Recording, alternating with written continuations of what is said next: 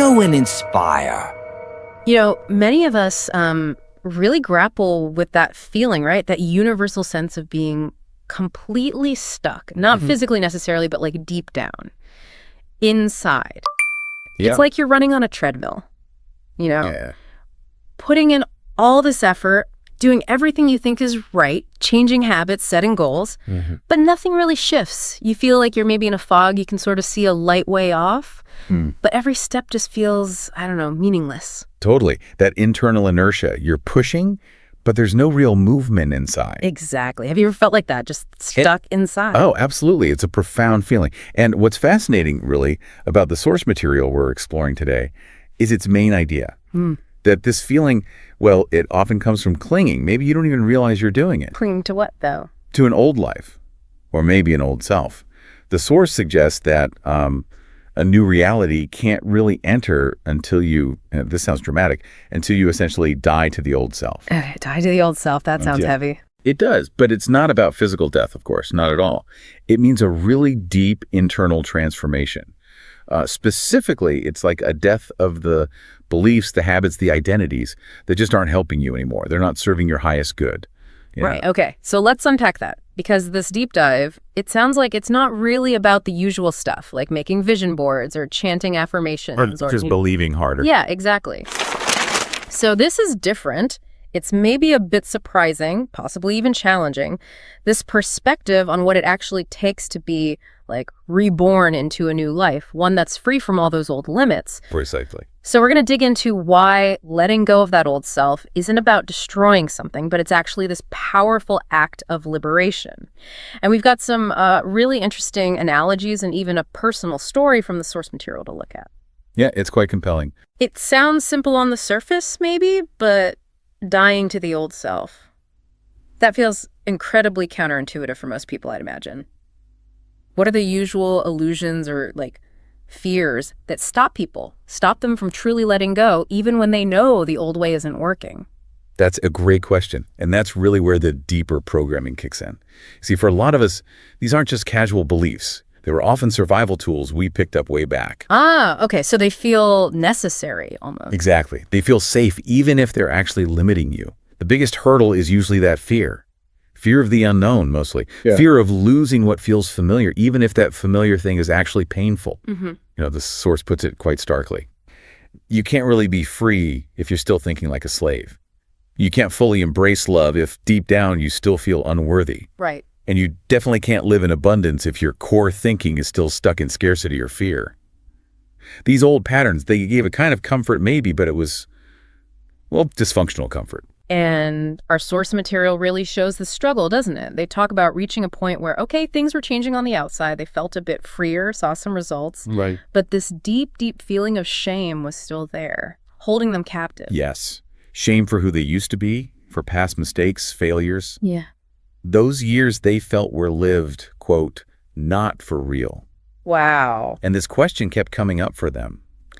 How can I possibly be new if the old me, the scared one, the one who gave up, the one who thought they weren't the one, how can I be new if that person still lives inside me? That's a powerful question. So what shifted?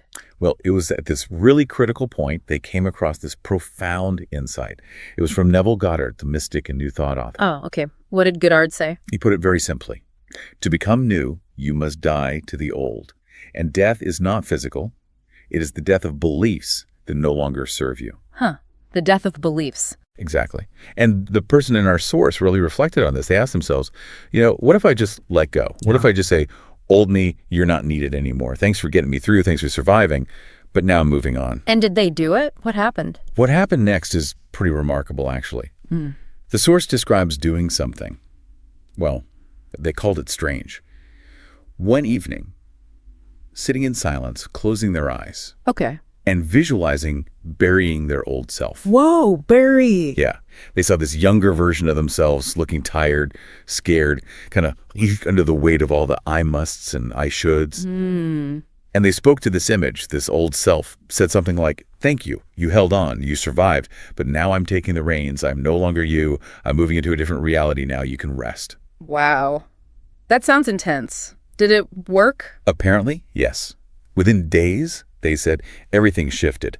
Not just external stuff, but profoundly, internally. They stop making excuses, stop being so afraid, stop constantly going over past mistakes in their head. They buried them. So it wasn't about forgetting or denying the past? No, not at all. It was about acknowledging it, thanking it for its role, and then consciously releasing it, letting it rest. That really gets to the core of it then. You can't become truly new without letting the old die. But remembering this isn't destruction, it's liberation.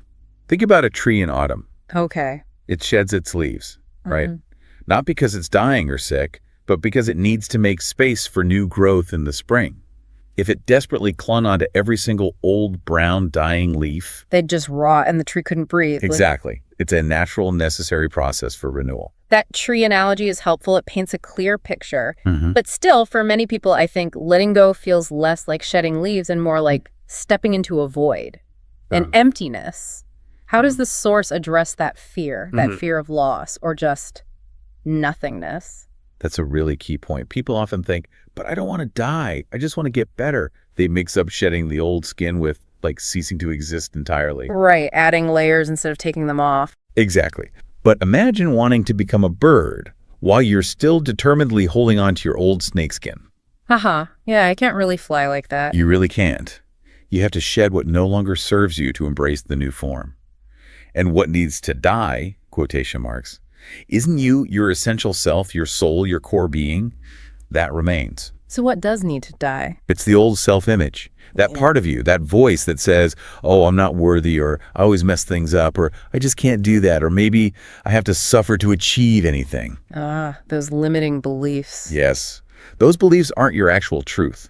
They're like scars from the past, old survival habits, programs you started running maybe in childhood just to cope.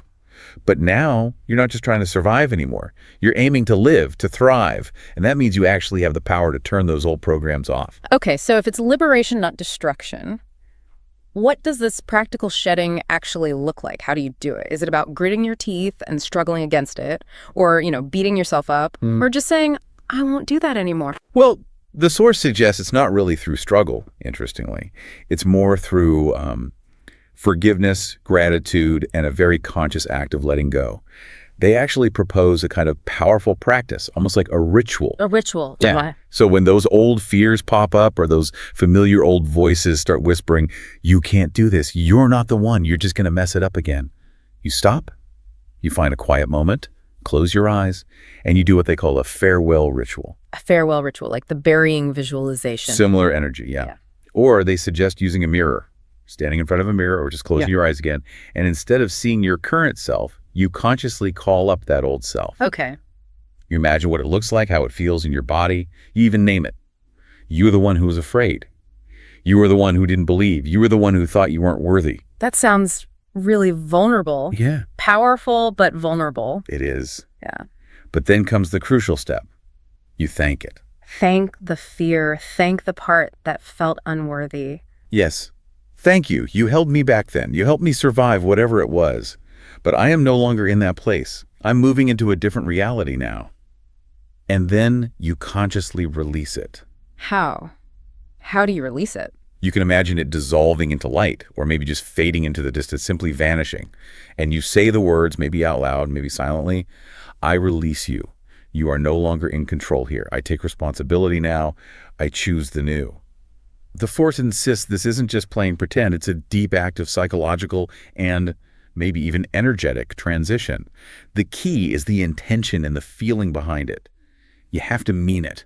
Okay, that makes sense, the intention. But what about that fear we talked about? The fear many of us have. What if I really let go of the old me? What if there's nothing left? What if I just, dissolve? What if I drown? Yeah, that's such a common and totally valid fear. Let's try another analogy the Source uses. Picture this. Yeah. You're standing on the bank of a river. You want to get to the other side. Yeah. But you're desperately clinging onto this old, really leaky boat. It's heavy. It's full of holes. You can't even row it properly anymore. It's barely keeping you afloat. Right. Feels familiar. And then you make the decision, okay, I'm letting go. You push the boat away, release your grip, and it just floats off down the river. Yeah. Now, in that moment, do you automatically drown? Well, no, I guess not. Maybe you'd tread water. Or swim. Exactly. There You remember you actually know how to swim, that old leaky boat. That represents all your limiting beliefs, your old identity, your excuses, maybe even that shame we talked about. They kept you afloat in a certain very limited way, sure. But now they're actually preventing you from moving forward, from swimming freely across the river to the other side. When you finally let them go, you don't lose yourself. You actually recover your inherent strength. You remember your true capacity. So if we distill this wisdom from our sources, true transformation isn't really about just becoming better in the sense of adding more skills or ideas onto the existing self. Right. It's not just adding decorations to the old boat. Exactly. It's more about this courageous act of releasing the old self-image, those beliefs that limit you, the fears, and like the source suggests, you don't actually become new, like creating something totally alien. It's more like you return to who you really were before all those fears, beliefs, and maybe external shoulds ever got piled on top. Yeah, that's a beautiful way to put it. And stepping back, you really see the profound personal agency involved here. Yeah. You choose this path. Letting go of that old boat, those limiting beliefs, those old identities, doesn't mean you drown. It means you remember how to swim. Yeah. You recover your own strength. It really reinforces that powerful idea. You're not defined by what happened to you. You are what remains when you bravely choose to let all that baggage go. You probably feel it already, don't you? Somewhere deep down. Beyond the fear, beyond the doubts, even beyond past mistakes, there is a light. And the source reminds us it's not off in the future somewhere. It's right here within you. So as you reflect on this deep dive, maybe take a moment to consider what old self, what old story might you still be clinging to? What freedom could be waiting for you on the other side when you finally choose to let it rest? When you stop holding on to something that maybe has already outlived its purpose. Know and inspire. Subscribe and like, because it will be more interesting further.